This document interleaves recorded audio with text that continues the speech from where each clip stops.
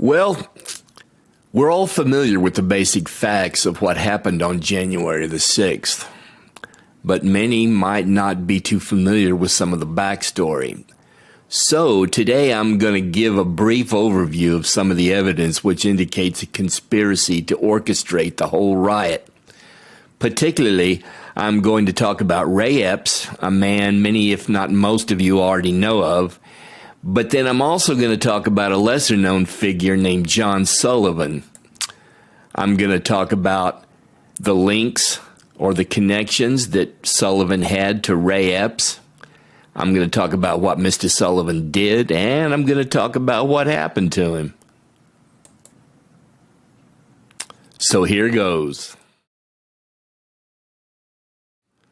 Okay, to begin, as I've said, most of the people know about Mr. Epps, but my intention is to reach the uninformed, so bear with me while I give some background. Epps is videoed the night before and the day of the riot, urging people to go into the Capitol. So just look. I'm going to put it out there. I'm probably going to go to jail for it, okay? Tomorrow, we need to go into the Capitol. Into the Capitol.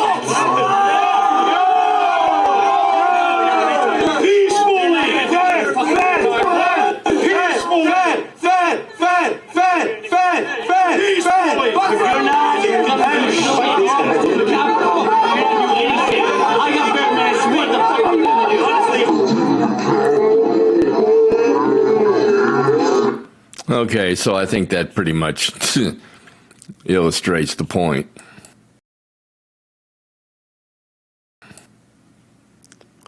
And here he is on the day of the riot, directing people from where Mr. Trump was giving his speech to get him to go to the Capitol. Take a look here.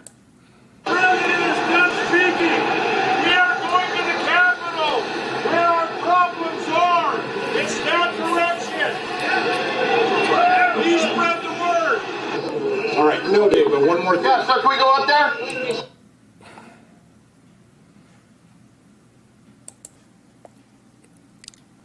And here he is when they made their first breach of the barriers. There were two breaches. There was one breach of sort of a peripheral barrier. And then once they got to the actual Capitol, there was another breach to go into the building. But here is the breach of the first. All right, no, Dave, but one more thing. Yeah, so can we go up there? No? When we go in... Are we going to get arrested if we go up there? You don't need to get shot. Yeah, he told them to leave that there. Well, what he's talking about is some bear spray they had. So, as you can see, I mean, he knew fully well what was about to happen. I mean, if he wasn't orchestrating it, he was in on it.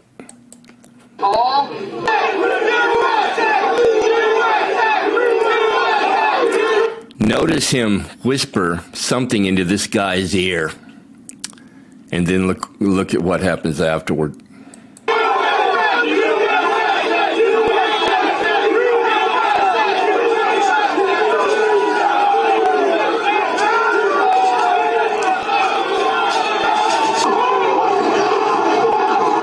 Okay, so, I mean,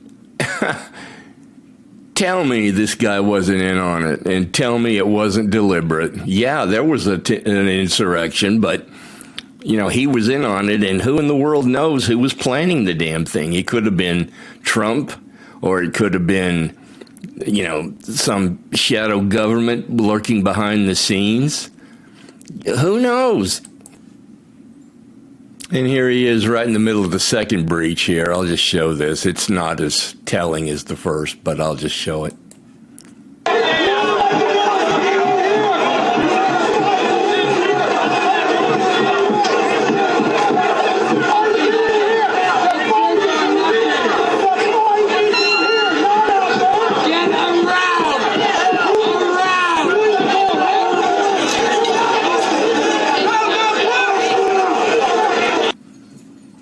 And now here he is talking about what a long time it had been. Just take a look and, you know, ask yourself, what's he talking about?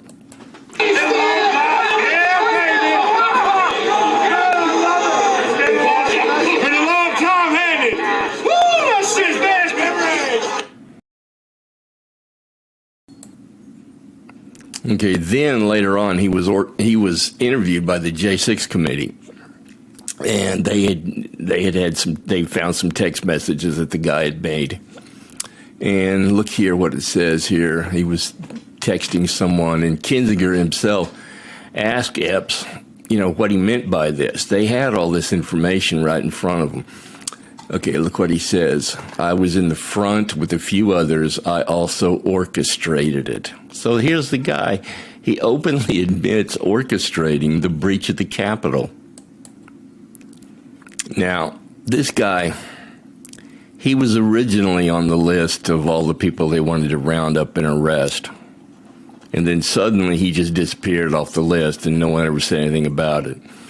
He has never been tried, never been charged, he's never been arrested. What the hell's going on with that? If there's anyone who's guilty of anything, it's this guy, and yet he's never been arrested. And like I say, his name mysteriously disappeared from the list of the people they were looking for. It's as if the lower level FBI guys were actually pursuing people. And then when the higher level guys figured out what was going on, they dropped his name from the list. That's how it seems to me. But enough of old ray of sunshine back there, because I really didn't want to talk to him too much. I mean, to understand this next guy, you got to kind of know a little bit about who he was. But I really want to talk about this guy, John Sullivan, because to me, he's an even more shadowy figure than old Epps and was documented to be up to his chin in this shit. So let's continue here. Anyway, this guy's been touted as being some kind of BLM Antifa-agitator. There's a picture of him here, and I'm going to show a little bit of a video of him instructing people on what the stylish rioters should be wearing. But anyway, he wasn't a BLM member. BLM kicked him out. They suspected that he was going to be some kind of an infiltrator associated with groups like the Proud Boys or something like that. But anyway, yeah, here he is telling folks how the stylish rioters should adorn themselves. Properly dressed, black bloc, pretty simple, all black. But a lot of people get the misconception, maybe you can wear a black t-shirt that has a logo on it on the sleeve or on the chest. No, you cannot. No logos, guys. Zero, none. You cannot have anything that they would be able to come back and identify you. Well, here he is demonstrating. That's Rudy Giuliani giving the commentary. That you use. And now he will demonstrate the gas mask, which is obviously necessary equipment. I got, pretty high-grade gas mask. I couldn't really tell you. He goes on to explain that you need a proper umbrella to guard yourself from the gas that's going to be used, obviously. Okay, so as we can see, this guy knew a little bit about what he was talking about, and if you continue on in that video, you'll see him pull out ARs and show people how to work an AR and tell them how to use that and get away with it. So anyway, I mean, he's the real deal. So now, remember Mr. Epps? Well, here he is the night before, standing there with Mr. Epps right there. You can't get any more clear than that. So anyway, there's a link between him and Epps. They were in cahoots, obviously. Okay, and then here he is again the night before talking about how he's going to structure everything to be able to get away with what he's going to be doing. Listen here.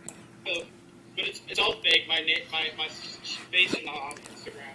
I learned that shit already. I'm gonna wear a Trump hat. I bought one today. I was wearing a Trump hat at the fucking last Trump at the Trump rally during the daytime because I was like, that shit ain't happening, bro. Yeah, it was. Oh yeah, I was just a journalist, but I use that all the time. Yeah, I'm just a journalist. I'm here recording. I got my camera on my shoulder. Literally have my big ass camera on my shoulder right here.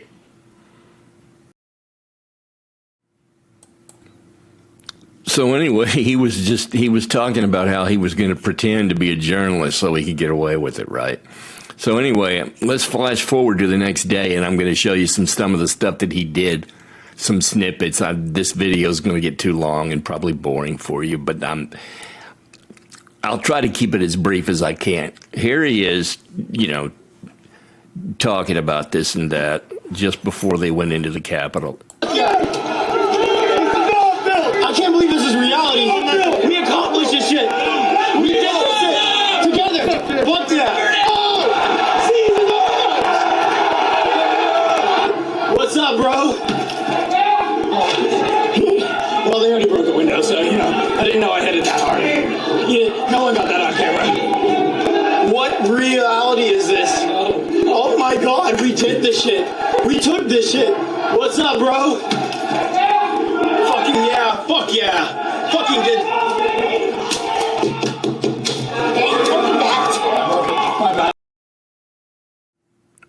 Okay, and then pay attention here because this is going to come up again in a minute. But here the guy is. Here the guy is with CNN reporter Jade Sacker. I mean, he's there with the CNN reporter talking to her. Now listen to this.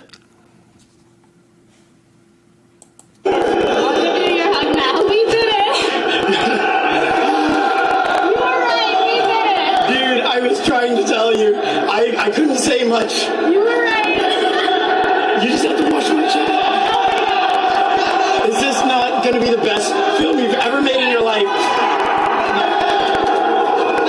Hell yeah. Oh yeah? Hell yeah. Wait, you weren't recording, were you? I'll delete that shit. But I didn't record you or me. It was just voices. Okay, and then after that, he was the one who videotaped Ashley Babbitt being shot. Now, I'm going to show you that, but I'm not one of these people who touts Ashley Babbitt as being some kind of an angel saint martyr. She was trying to break in through that door, and the cop shot her. Now, one could speculate in hindsight that the cop probably could have handled it differently and maybe could have handled it a little more polite. However, I think the cop the cop was within his rights to have shot her. I'm not one of these folks who try to make her into a martyr at all.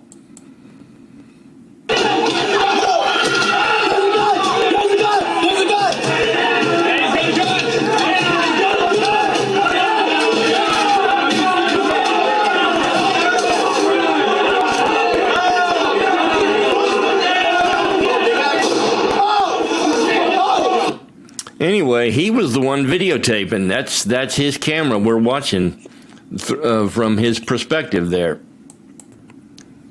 Now, unlike Mr. Epps, this guy did get arrested. But as you can see here on this Gateway Pundit headline, the guy spent 1 day in jail. He spent 1 day in jail. He was arrested out in Utah. Apparently, his family are big Trump supporters, and he was out in Utah. And they arrested him in Utah. He spent 1 day in jail. And then he was tried somewhere. I believe I remember it being in Tennessee for some reason. And I scoured the internet trying to find the result of this. And the only thing I could find was on Wikipedia. So here it is.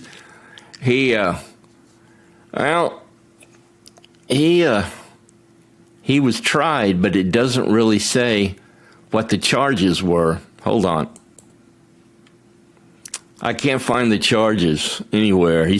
But the only thing I could find, the only result I could find was right there where it said not guilty on all charges. Okay, he spends 1 day in jail. They find him not guilty. They didn't say what he was charged with. He could have been charged with jaywalking. And then, of course, he was found not guilty. Even Donald Trump was talking about him when he did an interview with Darren Beatty the other day, and he mentioned Sullivan. He said basically what I'm saying. It's beyond Ray Epps. What about Sullivan? And Trump said that he didn't know what happened to the guy, and what the outcome was. I mean, you know, this guy, this is suspicious. So anyway, I think it's pretty obvious here that there's at least an appearance of impropriety surrounding this riot. And it certainly seems as if the whole thing was provocateured by these and some other guys, because there's more stuff showing folks doing this and that too. Now, what are the implications here? Well, since both these bastards apparently got off scot-free while the little old ladies are still rotting away in jail, whispers in my ear that the federal government was involved in staging the whole thing. You know, it just seems that way to me. See, that day the Senate was going to be voting to have a 10-day investigation into the allegations of fraud concerning the 2020 presidential election. They were going to clear the air. They were going to have an investigation. They were going to hash it all out. When they voted in the Electoral College and they certified the Electoral College votes. But did they? No. The riot shut down. The riot shut it down, and it was never done. People, this isn't about Donald Trump. This isn't about trying to reinstate Trump into office, because that's just stupid. What's done is done. This is about what appears to be a shadow government manipulating circumstances from the shadows and subverting our Constitution and our republic. And this is something that should piss everybody off. But no, we're all locked in this stupid left-right paradigm, and we're more concerned with winning than we are with trying to hold our country together. Oh, Lord. Anyway, that's it.